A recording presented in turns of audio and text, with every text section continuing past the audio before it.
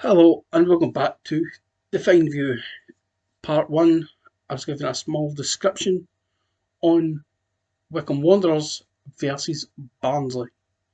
So continuing on that theme, so what I was talking about was the the background and how it compares to other stadiums and how Wycombe Wanderers on Sky Bet League One. So the game itself started off not too bad. It was a bad tackle the first couple of minutes. The Barnsley defender appeared to have elbowed one of the Wycombe players, and there was about a good 5 minute stoppage time. The game itself, after that, Wycombe created really few good chances. Good couple of saves as well from ex-Livingston goalkeeper Stryek. Stryek in the first half pulled off 2 or 3 magnificent saves.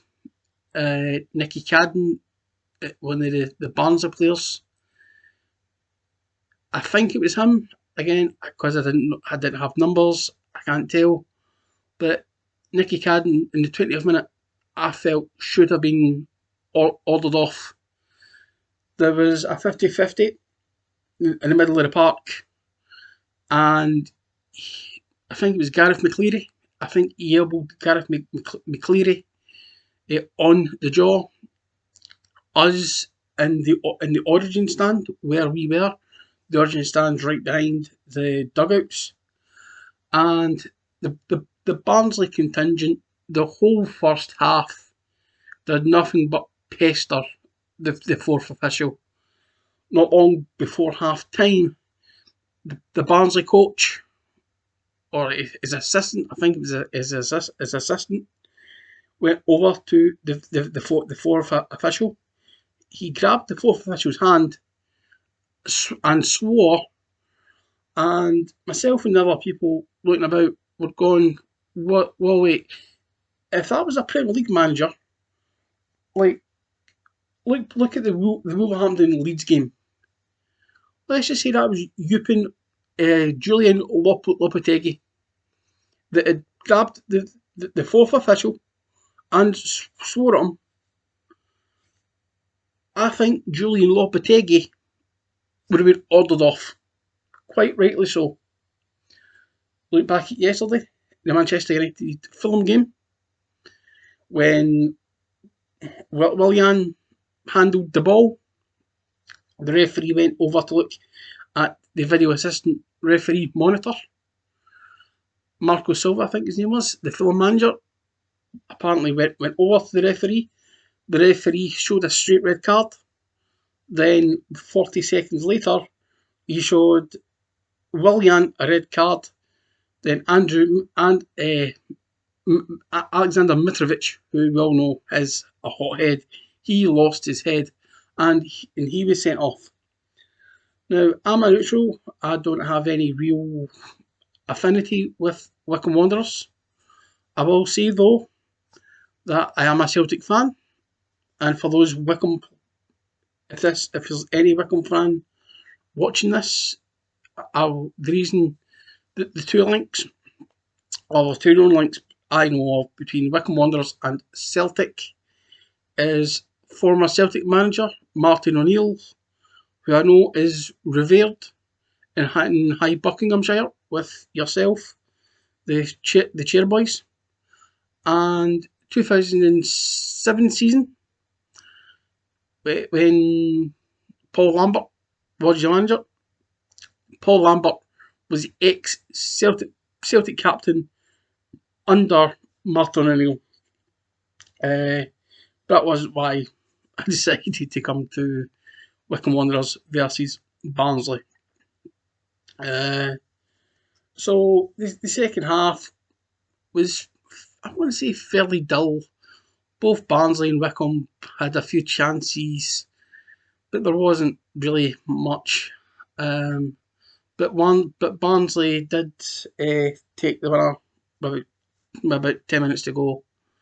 For the life of me, I can't remember the scorer, but I think it was a lovely cross ball one of the Barnsley players chested it outside the box. The Barnsley player then, I think, took a shot and went into from my position where I was in the Origin stand to my left was the Barnsley fans. So it went into the top left hand corner of that goal, and the Barnsley bench went absolutely mental. So the game for me, it wasn't the result I wanted. Having seen that, I was in the Wycombe Wanderers home section.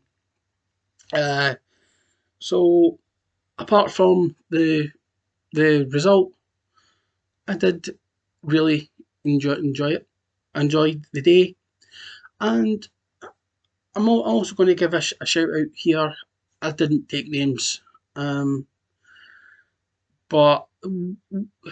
one of the reasons I enjoyed this trip, apart from the result, because the result was obviously 1-0 to Barnsley, the stewards at gate 10. That's where I was That's where I was entering the stadium.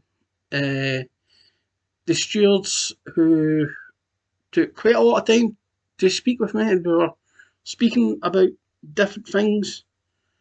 For me, that was probably, well, it was more pleasurable than the actual result. The reason I'm spending the last bit of my recording for the feedback is practically how friendly the stewards were compared to Scottish grounds. You're not allowed any bottles in whatsoever. Even a bottle of this 65p citrus fruit drink, you're not allowed that anywhere in Scotland. I didn't know the rules. I don't know if that was just a one-off from Wycombe or if other English clubs follow suit. But I knew my bag was to get searched, and I said, yeah, there's this, and this. And to be fair, they dealt with me very professionally and very friendly. And that's partly why I'm giving this feedback. I was going to give some sort of feedback anyway, because I want to get into journalism, football journalism, freelance. But I know I need to, in the following steps, the games, whenever that may be, I'm eyeing up 23rd of April, Norwich versus Swansea City at Carrow Road. Whether I'll get that done, I don't know. Just to finally touch on, but I went back to a minute ago, I can sometimes drift off. Sorry about that. So going back to the stewards at Gate 10 at Adams Park on Saturday for the Wycombe Wanderers Barnsley match, I want to say thank you for the communication you had with me. As someone like myself, I'll talk about football to anyone. You know, I felt the stewards, they are probably one of the nicer stewards that I've dealt with, and I've been to lots of games, none in England. Wycombe was my first game in England, but the years going to Celtic Park, and obviously away to, let's say, Hampden for a couple of Scottish Cup games, even Scotland versus Israel, where Scotland won 3-2 in the last minute from Scott McTominay. The stewards at the Wycombe game on Saturday, for me, it's probably the best part of my trip. From Ryan Isaac, who I mentioned at the start of the last programme, to the 4 or 5 stewards that I was in contact with or in communication with on Saturday, I really felt really welcome.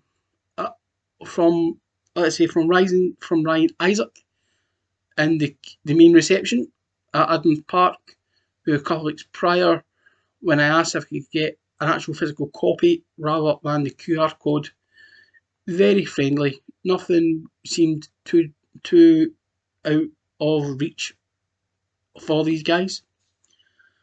And the big question is, would I be open to a return to Adams Park in the future? Yes, definitely. I absolutely would possibly return to Adams Park somewhere in the future. One of the stewards, when he heard I was from Scotland, he was then chatting to me about Kilmarnock. And Kilmarnock is in Ayrshire, which is not far from me. From Buchanan down to Kilmarnock, about an hour in 10 minutes. And